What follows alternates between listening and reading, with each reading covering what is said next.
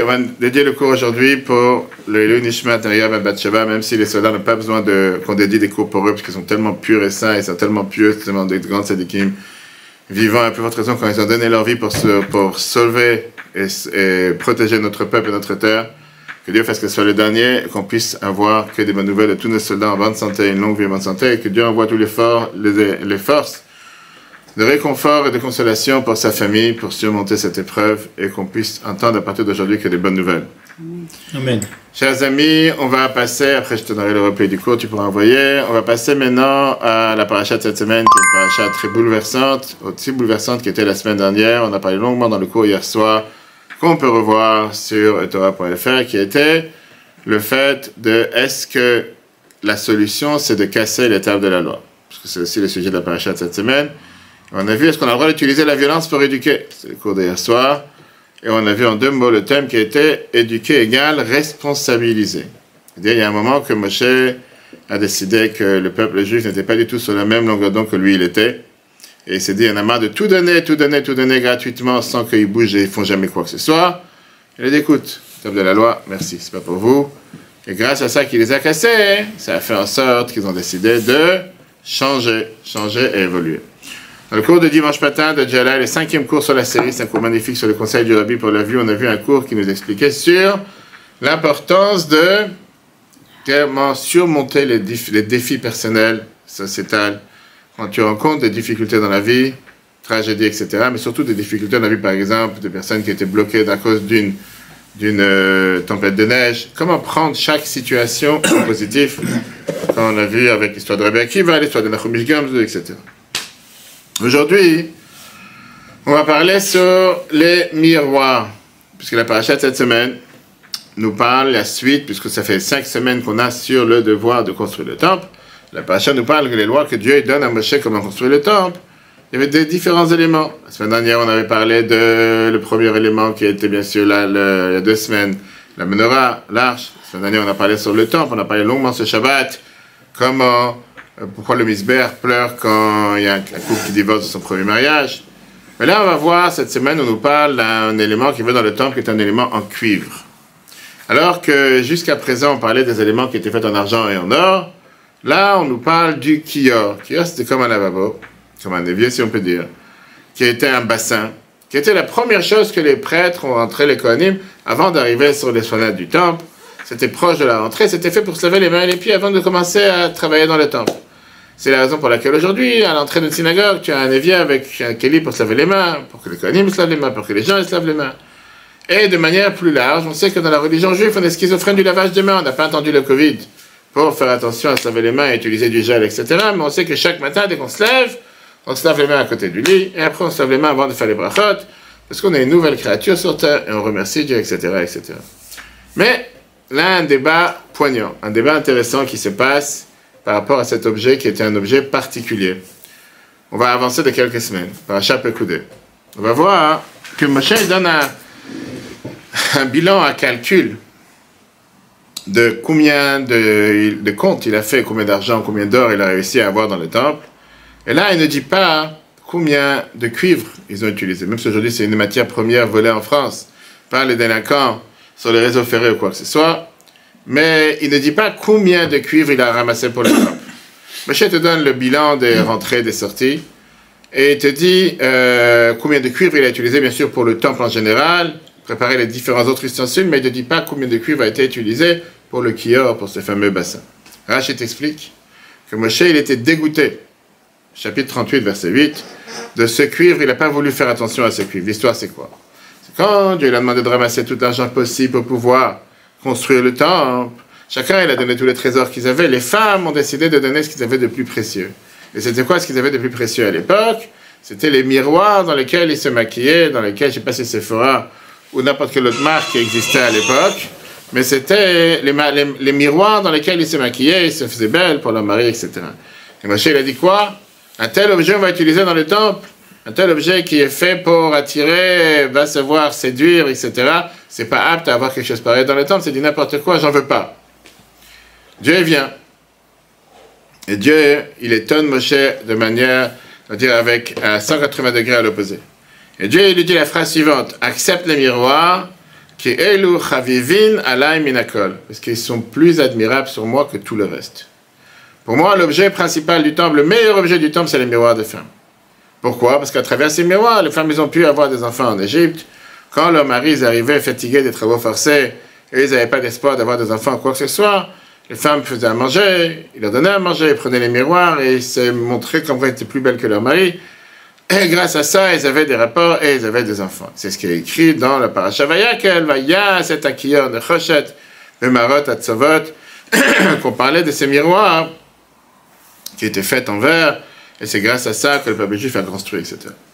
Débat entre Moshe et Dieu. Là, la question, elle est, comment tu peux avoir un tel débat qui c'est totalement à l'opposé? Moshe te dit, c'est abominable, c'est dégoûtant, et Dieu te dit, c'est magnifique, c'est la plus belle des choses.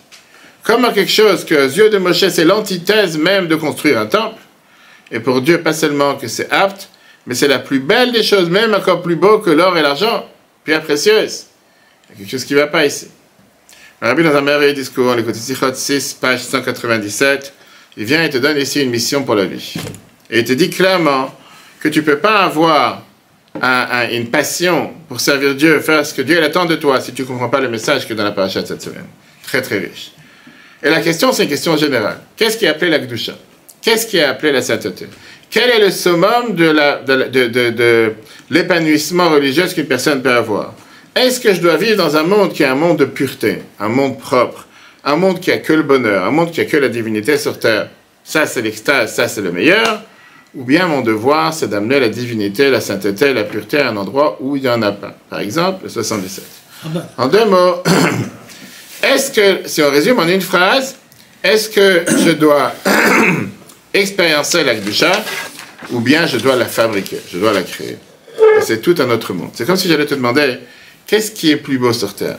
D'être sur les Alpes les plus hautes, je ne sais pas à combien de mètres les gens ils sont partis cette semaine chercher la neige et quoi que ce soit, avec des esplanades vertes, de pelouse pas artificielle comme en Chine, mais réelle, pas de la neige artificielle, etc., et de se sentir rien face à la nature, ou bien de prendre un morceau de terrain qui est plein de boue, qui n'a rien à l'intérieur, et que les gens ils perdent là-bas leur temps et qu'ils perdent leur vie, de faire de là-bas un parc magnifique. En deux mots, est-ce que tu préfères des gens qui sont calmes, qui aspirent à avoir un monde de tranquillité, ou tu aspires à avoir des gens qui sont ce qu'on appelle des constructeurs, des start-up, des gens qui sont des bâtisseurs, des gens qui transforment, et des gens qui n'aiment pas juste profiter de ce qui est, tu vois, la pelouse, tu vois, la montagne, elle n'a pas bougé depuis 1000 ans, elle ne bougera pas depuis 1000 ans, elle reste la même, et tu peux la regarder pendant encore 1000 ans, elle ne bougera pas non plus. Ou bien prendre un endroit où il n'y a rien, où il y a absolument, il n'y a aucune avance, il n'y a rien d'intéressant, et de transformer ce monde. Et le Rabbi qui t'explique que ce sont deux approches qui sont contradictoires. Ces deux approches qui ne vont pas ensemble, ces deux approches qui ne sont pas seulement révolutionnaires. Parce que quelqu'un qui aspire à avoir ce qu'on appelle une divinité pure, qui aspire à être rapproché de Dieu au niveau le plus élevé, ne peut pas valoriser qu'est-ce que ça veut dire avoir affaire avec le noir, avoir affaire avec l'obscurité. Parce qu'il se dit que la beauté naturelle est beaucoup plus belle qu'une beauté découverte.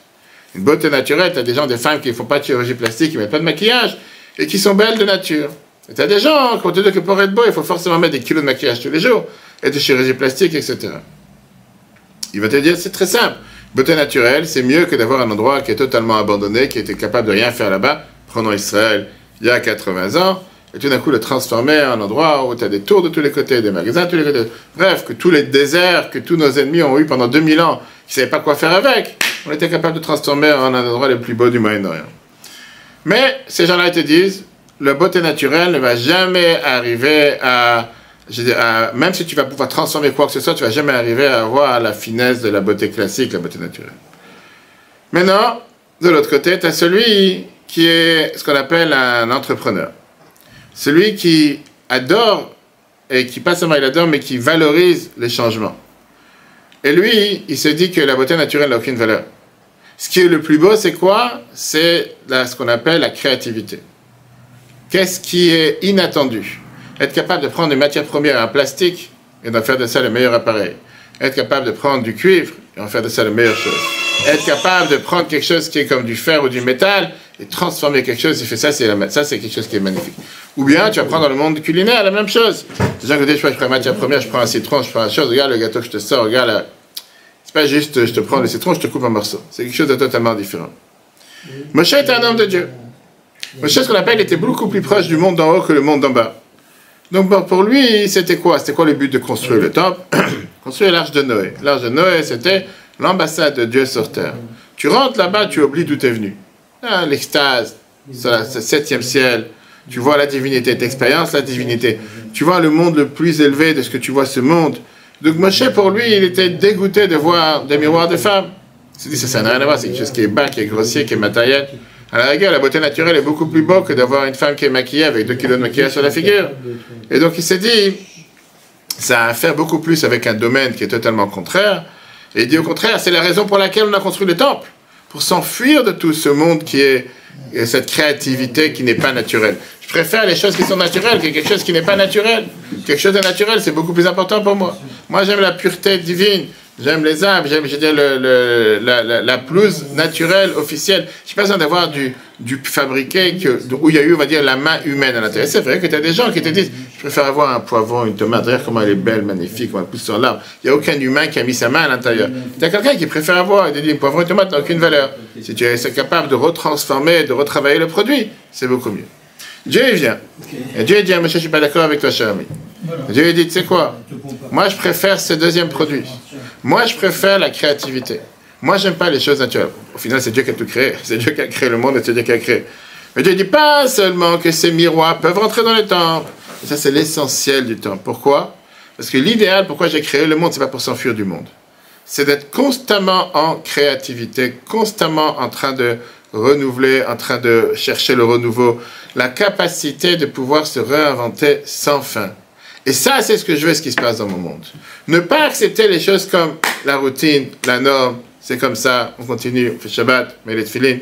Non, chaque matin, dis-toi, je suis une nouvelle créature. Je dois venir aujourd'hui conquérir le monde à nouveau. Maintenant, Dieu a dit à Moshe, le Mishkan, moi, j'en ai pas besoin. Le temple, c'est pas pour moi. Dieu n'a pas besoin d'une résidence, il n'a pas besoin de résidence secondaire pour pas payer des impôts ou quoi que ce soit. Dieu a dit, c'est pour vous. Comment vous me construisez un temple? Par ça, vous prenez les choses qui sont les plus chères à vos yeux et vous les élevez. Et dans cette époque, à l'époque, c'était quoi? Tu résumes ça autour des miroirs des femmes. Les femmes ont pris quelque chose qu'au départ, dans la maison, c'était fait pour augmenter le plaisir, pour montrer qui je suis plus belle que toi, grâce à ce miroir, etc. Et dans ces moments-là, les plus difficiles de l'esclavage en Égypte, ils étaient capables de donner leur vie pour pouvoir amener sur terre un corps, un enfant juif. Alors, c'est vrai que quand tu mets les deux sur la balance, tu ne vas pas comparer. Un Sefer Torah, ça a une énorme sainteté. Une synagogue, c'est quelque chose de très saint. Une mezouza, c'est quelque chose qui est kadosh. Mais la spécialité des miroirs, c'est que ça peut raccorder des mondes. Qui veut dire, Dieu dit à Moshe, moi j'ai tout ce qu'il faut dans le monde d'en haut. Mais j'ai une chose que je n'ai pas. Le fait de me surprendre. Ça, c'est ce que j'attends. En 2 mots, je préfère avoir quelqu'un qui est capable de créer une start-up et qui est capable de faire entrer une meilleure version de lui-même. Ne pas se dire, ça c'est ce que je peux faire, ça c'est ce que je sais faire, que j'ai une route déjà tracée depuis le départ, mais qu'il est capable de se réinventer à nouveau chaque jour. Qu'il est capable à chaque fois de se dire, je ne prends pas les choses comme un dû, je ne prends pas les choses comme, ah oui, j'ai grandi dans une maison religieuse, pour ça je mets les tefilines tous les jours, bref, comme ça j'ai ma routine jusqu'à la fin de ma vie, et la vie est morte. Je raconte plusieurs fois, quand j'étais en 94 à Munich, on était en train, non pas 94, c'était 96, je crois, on est parti voir tous les pays des Balkans. On envoyé par la centrale à New York pour aller visiter tous ces endroits, Bosnie-Herzégovine, Serbie, Croatie, à l'époque, il n'y avait pas de shluchim à l'époque. Donc on a dû atterrir en Allemagne. C'était le seul endroit où ils étaient prêts à nous donner une voiture avec Europcar de location qu'ils allaient assurer dans tous les pays qui étaient en pleine guerre. C'est tout ce qui est les Balkans qui étaient divisés en 5 pays, etc. Parce que tous les autres pays ne voulaient pas l'assurer. Ok. J'arrive à Munich le matin, on était parti à Betrabad. Il y a une synagogue juste en face de l'endroit où c'est un quartier où tu as le balcon où Hitler était tenu en 1933, je crois. Il a fait son premier discours avec sa première vision. Le Betrabad est juste en bas. Je vais dans la synagogue le matin, la prière c'est à 7h moins 12. Pourquoi pas moins 10? Pose pas de question. C'est Munich, c'est l'Allemagne, on appelle ça des gens des yeket, c'est des gens qui sont. C'est des glaçons. Mais oublie, ça c'est le décor. Tu rentres, tu dis excusez-moi, toujours frappé, je raconte toujours. 20-25 personnes le matin, t'as pas un chat mort. Tu rentres, il y a 25 personnes qui se remettent à te filer, personne ne dit bonjour, personne ne salue. Tu n'entends pas un prière, tu n'entends pas quelqu'un qui prie avec du cœur, rien. Des morts, des glaçons, des morceaux de glaçons. On va dire à la rigueur, c'est des gens qui te disent où ils sont sortis de leur tombe, où ils sont dans leur tombe, où tu te demandes s'ils sont vivants. Et ça dure comme ça 1 heure. Prière, rien. Repart de la même manière. À la rigueur, on dirait que c'est, je sais pas, ou c'est un automate, ou c'est un robot. Il n'y a pas de vie. Moi, je ne suis pas en train de critiquer. C'est la manière de faire, tant pis. Dieu te dit, moi, ce que j'attends, j'ai quelqu'un qui vit dans ce monde. Quelqu'un qui a des pulsions, quelqu'un qui a des envies, quelqu'un qui a des désirs. Quelqu'un qui se bat tous les jours pour faire ce qu'il faut. Pas que tout est facile. Je suis formaté d'une manière que je me lève, je lève les mains, je fais les brachot, je mets les tefilines. C'est une routine qui est un automate qui sert absolument à rien et qui ne ressent pas du tout la vie et la chaleur et l'importance de ce qu'il est en train de faire.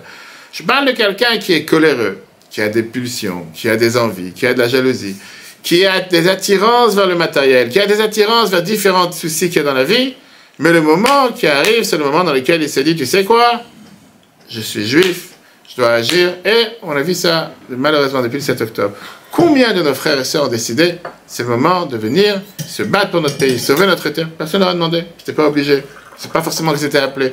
Combien qui venaient de quitter, qui n'étaient pas appelés, qui se sont dit non, je veux absolument être présent. Où tu vois ça dans le monde? Ça, c'est la force du peuple juif. Ok. Alors, ça c'est rapport avec, je dis par rapport au miroir. La fin, moi, j'ai rentré une histoire. C'est hyper important parce que, si je puis me permettre, lorsqu'il y a un segment du peuple juif, on sait de qui on parle, qui rejette l'État d'Israël parce qu'ils disent que l'État d'Israël doit être parfait. Pas de minorité, non? Rien qu'avec ça, déjà, on peut les contredire. D'abord, c'est pas un segment. C'est-à-dire, le problème de la presse, le problème, c'est quoi? C'est qu'aujourd'hui, on va toujours montrer le point noir sur la feuille blanche. Oui, bien sûr. Tu prends quelques idiots et tu en fais des un grand monde. C'est quelques idiots qui n'ont aucune valeur et qui n'ont aucune importance et qui restent dans leur trou, comme on dit. Parce qu'au final, ils savent aussi très bien que s'il n'y a pas eu les soldats, d'ailleurs, c'est ça, j'ai dit, la sagesse du Rabbi. On va voir dans le cours de Jela et les 5 merveilleux cours qu'on vient d'avoir, qui sont tellement riches, dans lesquels on vient de comprendre comme quoi Rabbi te met l'importance d'avoir les deux. On a besoin d'avoir la force de la Torah et d'apprendre la Torah, mais on aussi a besoin d'avoir nos soldats et l'armée. Et les deux ne sont pas incompatibles. Les deux sont compatibles. Il faut les deux. Il y a un moment, il faut apprendre. Il y a un moment, il faut faire l'armée. Il y a un moment, il faut être présent pour défendre notre terre.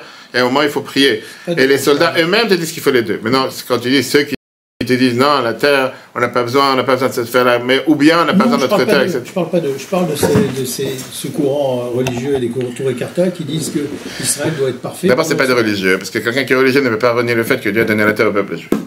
Donc ils se disent religieux. Oui, c'est comme beaucoup qui te disent qu'ils sont islamistes, mais ils ne sont pas forcément, c'est pas de quoi ils parlent. Passons au deuxième point. Moshe lui-même, cette idée, elle a été exprimée plus tard aussi. Pourquoi elle a été exprimée plus tard? On dit que Moshe lui-même a vécu avec la divinité. Pas seulement il a vécu avec la divinité, Moshe il était même plus élevé que tous les autres prophètes.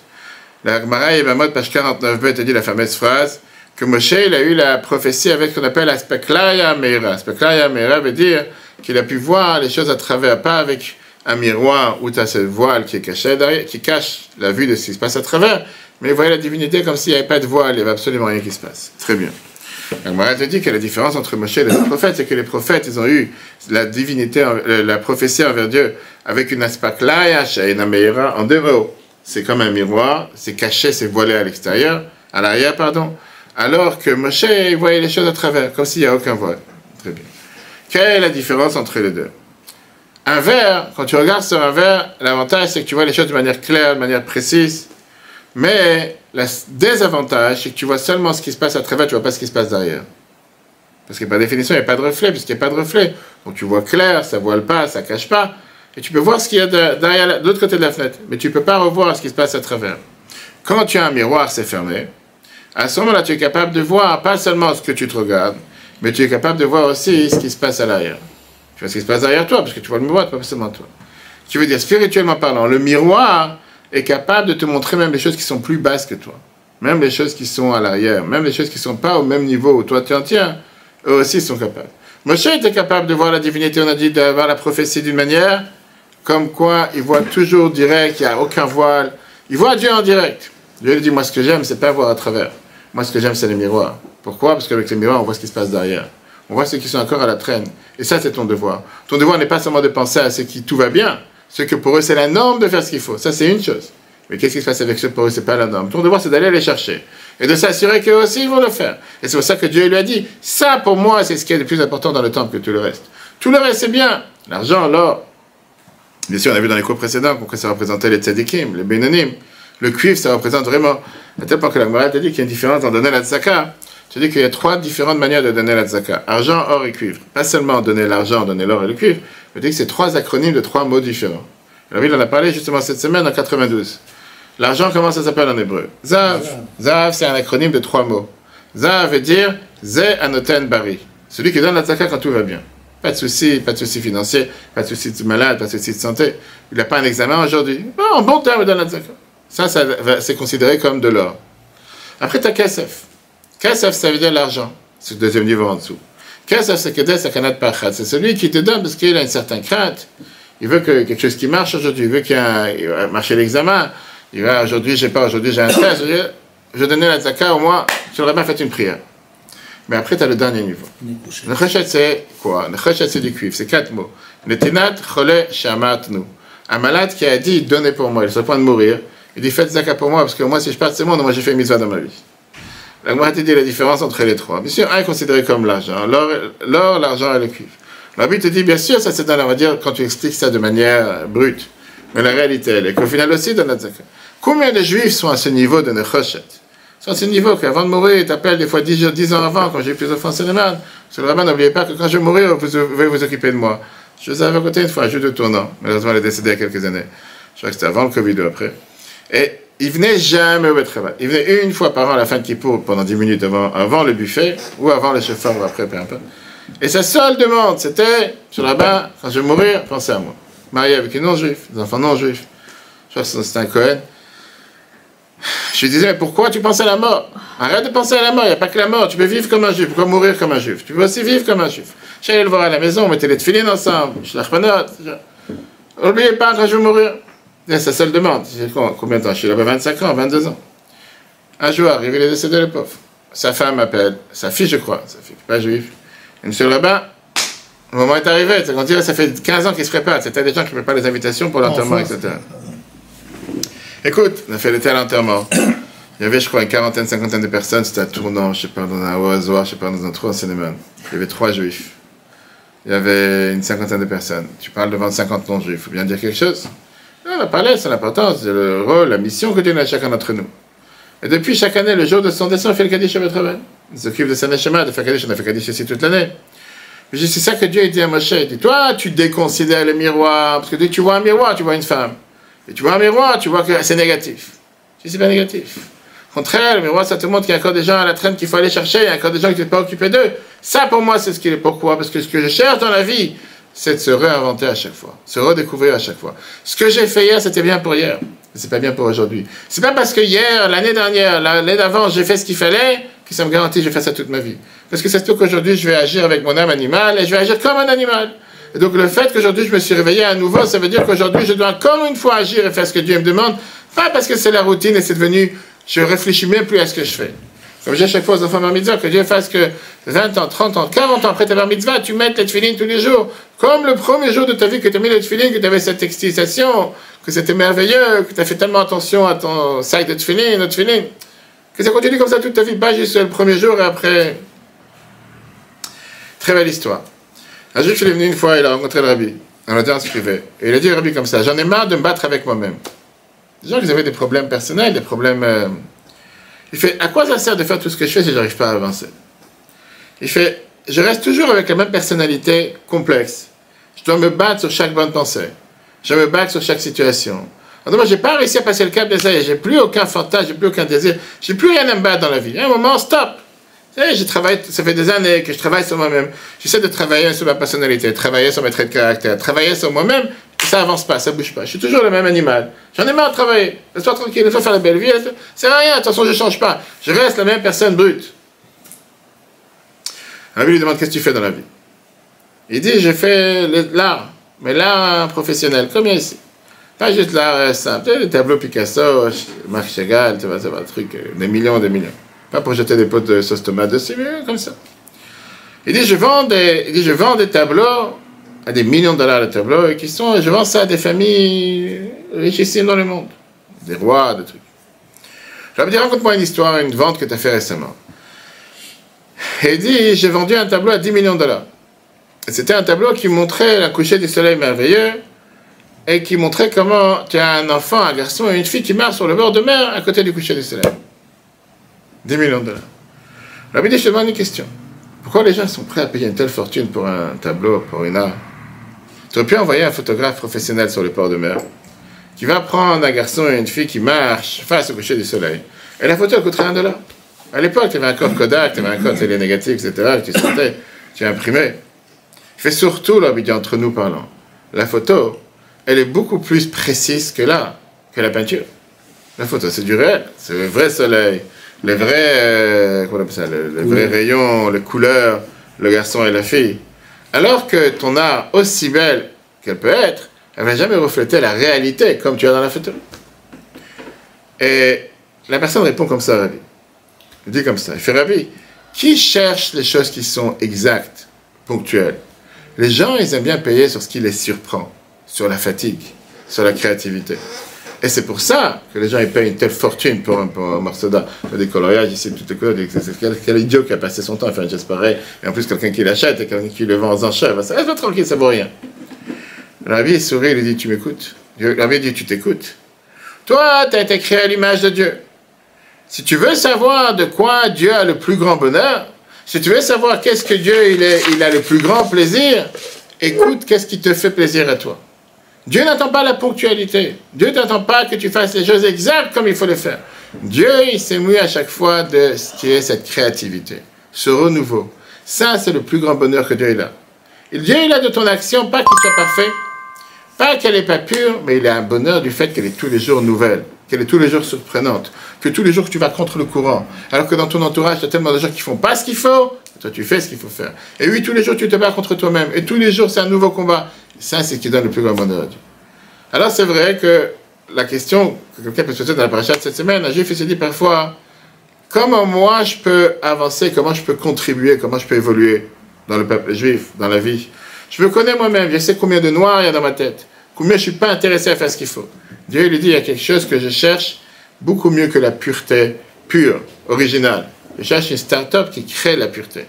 Et c'est pour ça que le vrai test dans la vie, c'est pas combien je suis un tzaddik, mais combien je suis prêt à surprendre, combien je suis prêt à évoluer, combien je suis prêt à changer, combien je suis prêt à avancer. Dieu n'attend pas de toi d'être la personne la plus parfaite. Cette personne n'est parfaite sur terre. On ne connaît pas des gens parfaits, à part les gens qui sont ici.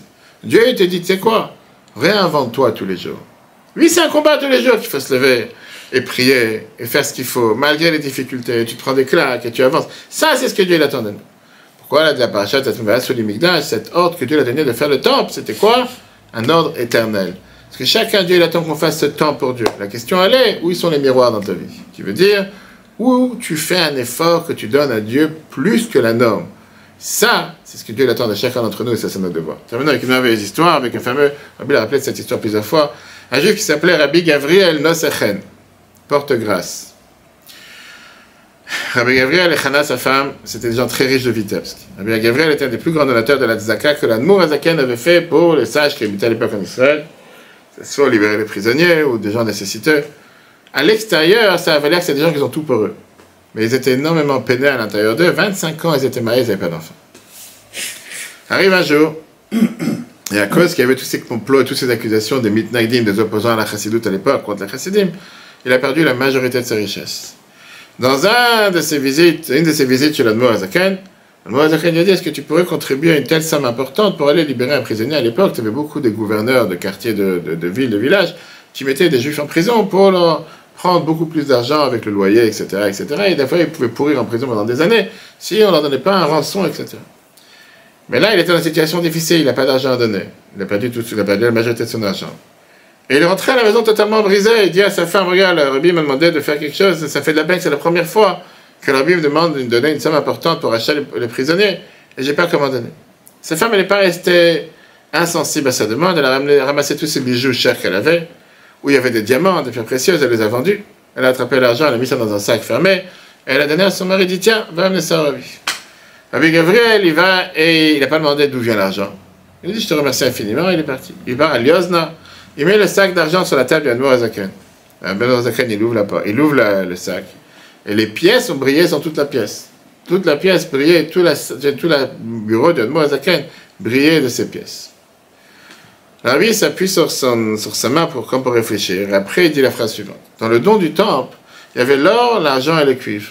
Mais il n'y avait pas une chose qui brillait comme les miroirs des femmes. qu'on va voir dans la paracha de cette semaine. Et avec de ça, on a fait le bassin avec le socle du bassin. Alors c'est vrai que dans la construction du temple, c'est l'objet qui était le dernier cité. La paracha de cette semaine, la prochaine, on va déjà commencer à faire la répétition. Mais dans le service du temple, c'était le premier utilisé. Il n'y avait pas un Kohen qui ne rentrait pas dans le temple avant de commencer à utiliser d'abord le kir. Alors lui, il a béni avec 3 bénédictions, richesse, enfant et longue vie. Alors, il était énormément joyeux. Mais il n'avait pas la clé de comprendre qu'est-ce qui a fait que les pièces ont brillé. Il retourne à la maison. Il demande à sa femme, qu'est-ce qui a fait que les pièces, pourquoi les pièces ont brillé? Ils ont mis un produit, ils ont mis de la gélatine animale, je sais pas, la gélatine chimique, tu as fait venir de Chine. Qu'est-ce qui se passe?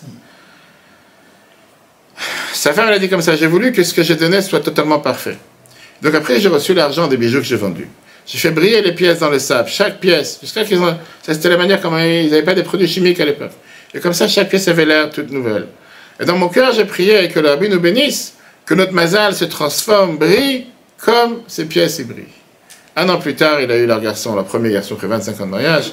Il s'est enrichi énormément, et depuis, son nom de famille, c'était Rabbi Gabriel Nosechen. Nosechen, celui qui porte grâce, etc. Voilà, merveilleux enseignements qu'on a sur la paracha de cette semaine. Pourquoi les miroirs ne sont pas sous-estimés? Parce qu'il faut que chacun qui a des centaines de miroirs chez lui à la maison. Ce n'est pas l'enseignement de la paracha. Mais ce qui est important, c'est de se dire que Dieu, il attend de nous de se réinventer tous les jours. De chaque fois, c'est dire, c'est difficile, c'est dur, c'est le moment où jamais où il faut encore agir, encore plus, et avancer encore plus.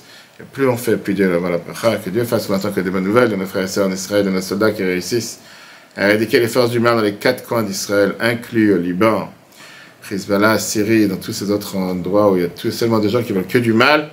Et que le mois d'Adar se transforme en mois de joie, en mois de bonheur comme à l'époque, et qu'on puisse partager que des bonnes nouvelles. Le cours en replay sur eTorah.fr. Très bonne journée et à la semaine prochaine.